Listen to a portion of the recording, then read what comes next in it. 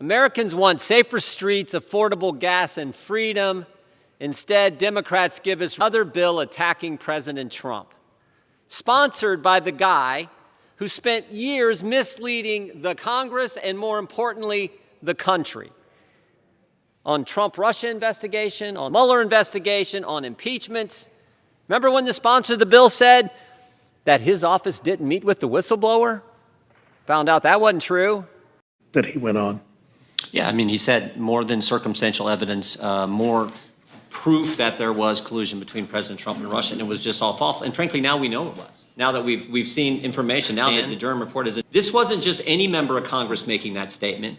This wasn't just any chairman making that statement.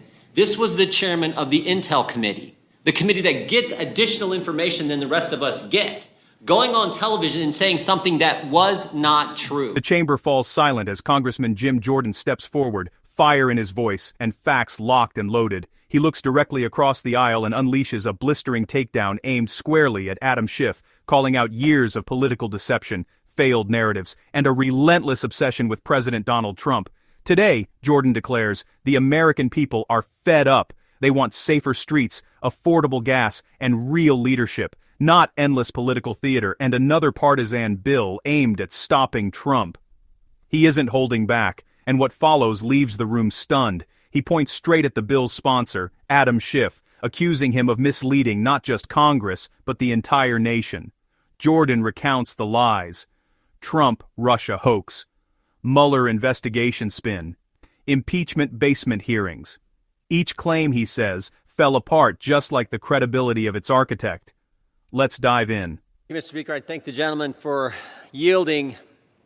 Americans want safer streets, affordable gas, and freedom.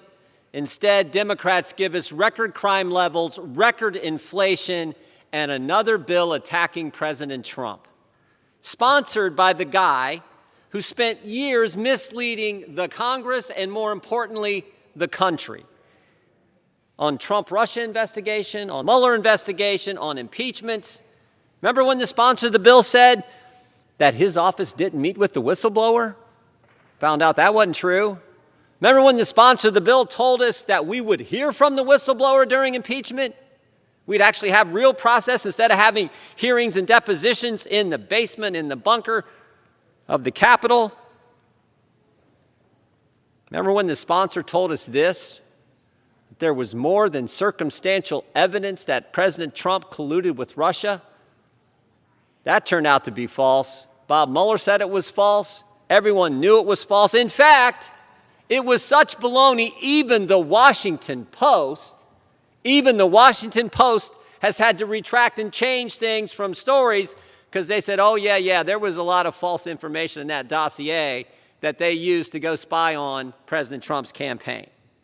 And I think this is important to understand. The sponsor of this legislation wasn't just any member of Congress, Mr. Speaker. He wasn't just any chairman of a committee in Congress.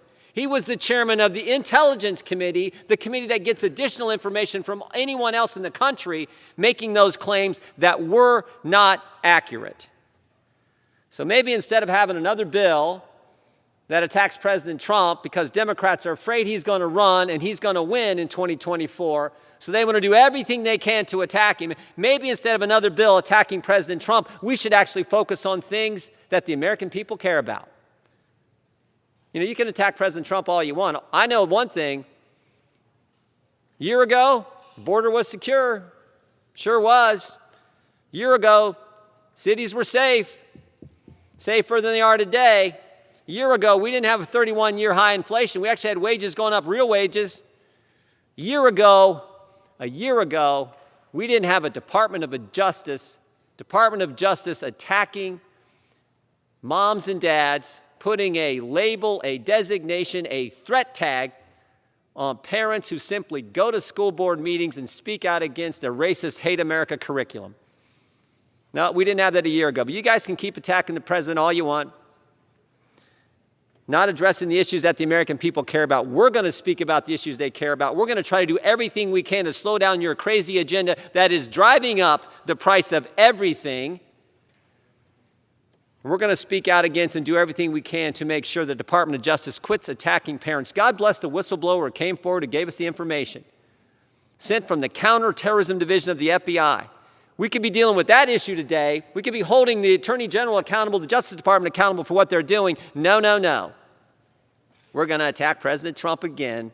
Democrats, that's the only thing they can do because they can't talk about anything else. I hope we defeat this bill. Yield back my time.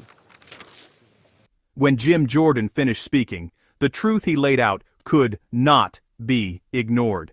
He reminded America that leadership is not measured by who shouts the loudest or who weaponizes government power to silence opponents, but by who stands firm when it matters, who speaks up for families struggling under real problems, and who refuses to let the truth be buried under partisan attacks. Jordan defended parents who simply want a say in their children's education. He defended law enforcement who need support instead of political interference, and he defended the millions of Americans who are exhausted by inflation, rising crime, open borders, and political witch hunts. His message was clear, and it hit with force.